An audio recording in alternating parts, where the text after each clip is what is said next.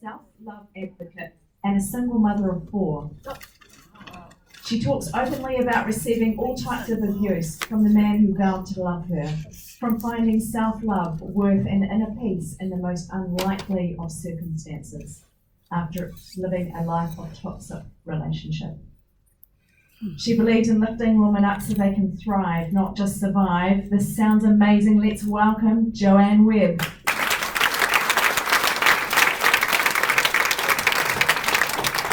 I have got no stories, so let's just have a little jiggle about. Right, ladies. Self-love is vital for our mental health. If we do not love ourselves, it does and it will affect every decision we make in life. My lack of self-worth, self-love and self-respect affected every decision I made until I was 38 years old. By 6 a.m. on March 23rd, 2018, unbeknown to my second husband, who was soundly sleeping like a baby upstairs, I packed up my daughter's entire bedroom. I then quickly went into my boys' room, woke them, and quickly and quietly packed up their rooms too. 7:30 a.m, my friend pulled up outside the house. I ran out quickly with my youngest son, popped him in the car, and she took him to school. My daughter had thankfully stayed out the night before. It was only then that I stand in front of my vicious, horrible husband with my 2 teenage boys by my side to protect me, and I told him we were leaving that day. And I had to do it all last minute because I was in danger, and when I was in danger, my kids were in danger.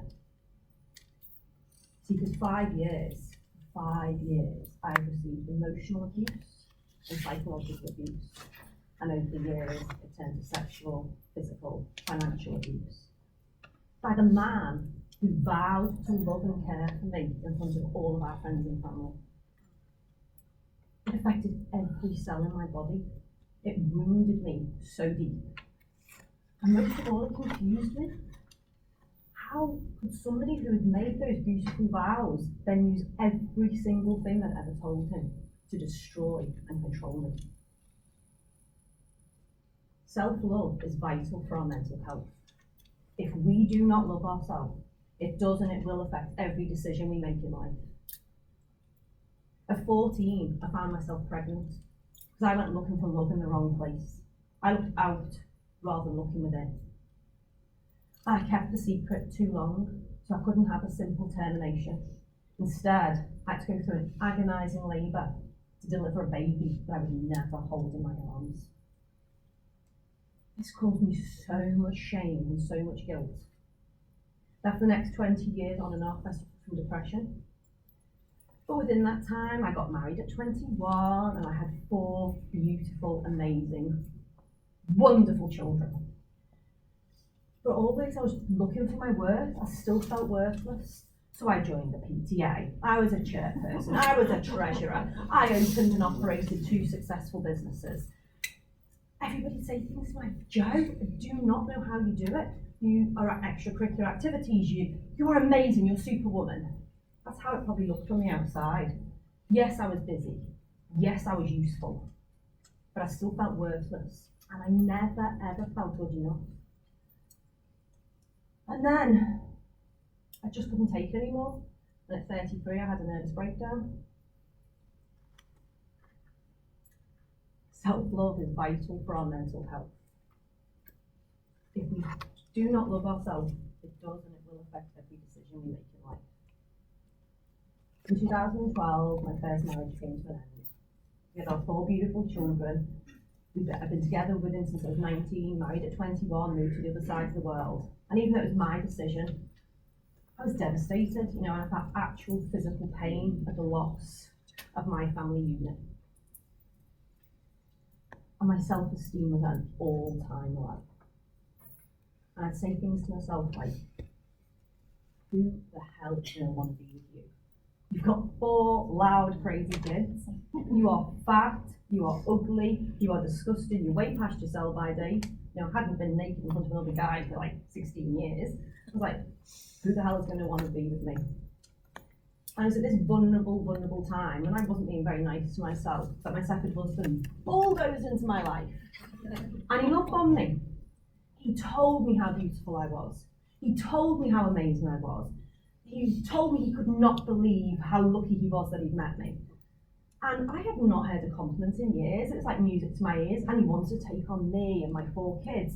Wow, I felt really lucky. And he put me on a pedestal. But little did I know that he's knocked me off it time and time again. We went on this 5-year cycle then. He'd idolise me, tell me, compliment me, tell me how gorgeous I was every day. Very affectionate. But something really small could set him off. It might just be like one of the kids not enjoying dinner, and you'd feel this big black cloud come in.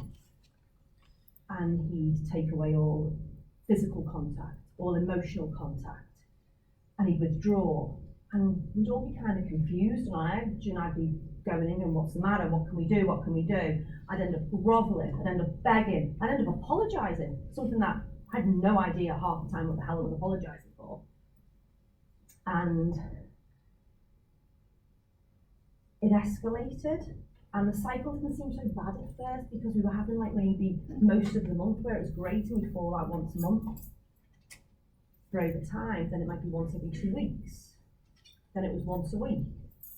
But still, you've got these really huge euphoric times happening when he's love bombing and telling you how awesome you are. So every time you have this argument or this weird black cloud comes, you're trying to get back to those amazing times. And then we got married. And before I knew it, it was 1 good day, 5 bad days, 3 good days, 2 bad days. And it'd go from good to bad so quick. You had no idea what the hell had happened, and you couldn't hardly even keep up. The abuse escalated over time. He would say the most evil things, destroy every part of my character, strip it down. He attacked my children, my friends, my family. And of course, then physical abuse came in, sexual abuse, the financial abuse. And never, ever any remorse, or never an apology did I ever receive.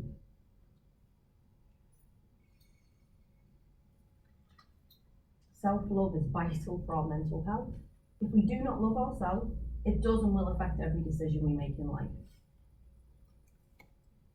With the abuse at an all-time high, now the children witnessing the onslaught of anger, aggression. And after one brutal night, when he had spat in my face 3 times, when he had held me down on the bed and throttled me till I was seeing stars, and he had slapped me over and over again in the face. And this is a big guy, by the way, he's 122 kilos lying on top of me.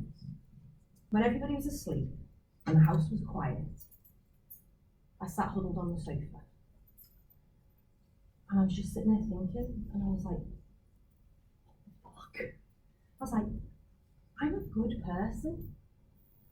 I've got a kind heart. I do nice things for people.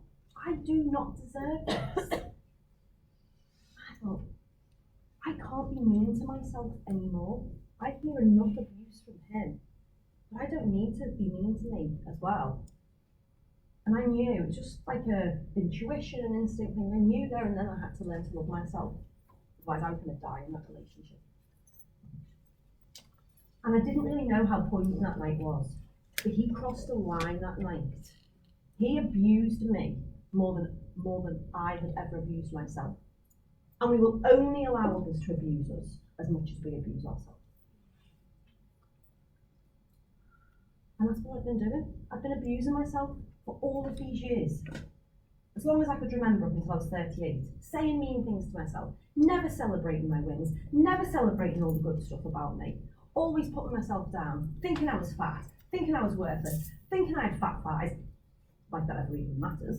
But we have these weird things that go on in our head and we are just not nice to ourselves. Self-love is vital for our mental health. I hadn't loved me. It had affected my mental health.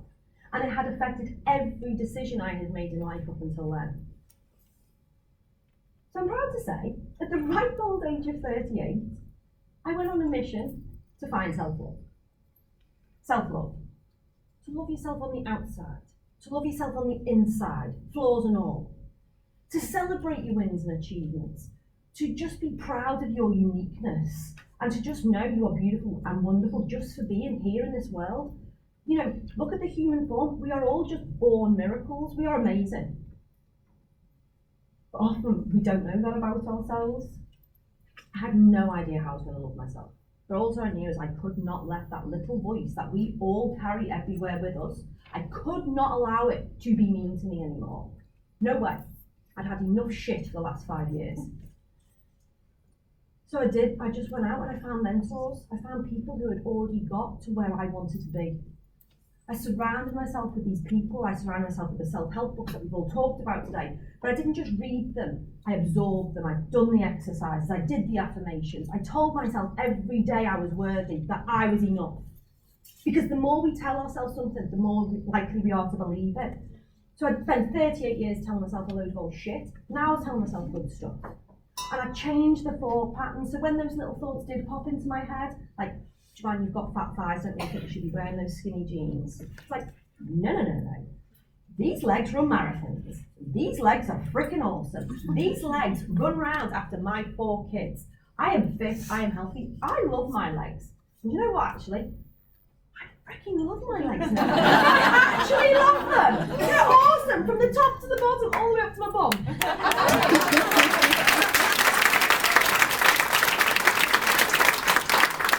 Instead of thinking I was worthless, I reminded myself that I had a kind heart, that I did good stuff, and I did my best every day. Yes, I made mistakes. Yes, I've got flaws, but I learned from those mistakes. And I tried to be the best version of me every day, and I learned to appreciate that, and it took a while. Self-love is vital for our mental health. When we learn to love ourselves, all our decisions come from a place of love rather than a place of fear. I'm 42 now, and I've had 4 long years of loving me. I used to walk into a room and think everybody would hate me. I walked in today and assume you'll all love me. Quite frankly. We do.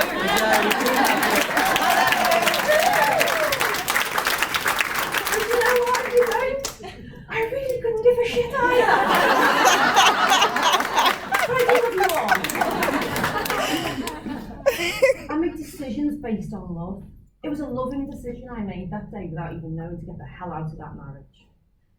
It's with love I choose to take care of myself, that I exercise, that I eat wholesome food, that I practice self-care so I can be the best version of me. It's with love I'm here today, speaking to you ladies and sharing my story. It's with love I chose to rebuild the trust of my children, to build a really tight, strong unit, and we are freaking amazing, me and my 4. It's with love I started my podcast last year. Pods with Posh and Paul, where we share stories of adversity, where we share stories of suffering to show other people that they're not alone. There's no such thing as a perfect life. And I have met the most incredible people so far, and the journey continues. Next week, our podcast with Kelly, who you heard earlier, will be released. So that will be amazing. And it's with love that I trained to be a life coach, and I'm now practicing as a self-love coach, and I found my business, The Happiness Hustler, because I can go through my journey to not be able to help others. And now I help suicidal teenagers and women. But mainly teenagers now, actually. I didn't realise that was going to be my market, but I love what I do.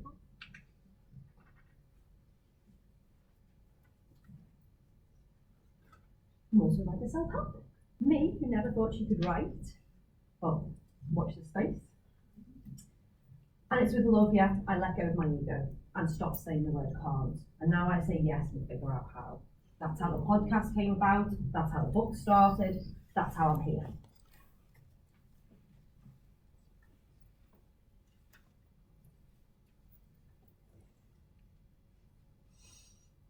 So, you can put the song on there if you want, Kirsty. You can put it on very lowly, thank you.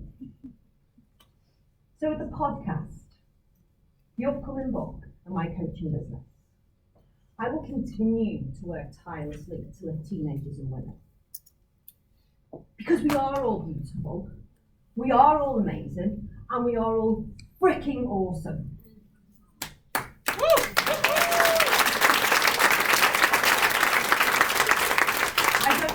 I don't know a single woman who isn't brave and who isn't strong. And we need to celebrate that about ourselves. And that's why I will continue to spread the message on self-love. So let's all give ourselves the best chance in life we can, ladies, and learn to love and appreciate who we are right here, right now. If you want to make changes, make them. But love yourself now, flaws and all. Because I won't give up. The song's gonna come on. Until you can all say loud and proud, I am what I am. And if you want to get up and dance when the song comes on, please do. Come on, we've got to have the music.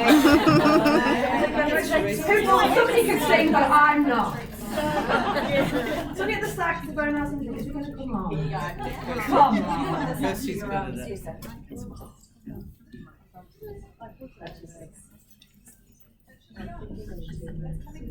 Oh, it's coming through. Turn it on, Kirsty. If you listen to the lyrics, it's lyrics of this song, it's very poignant. And we should all be able to say I am what I am. And we should all be freaking loud and freaking proud about it. And thank you very much for having me.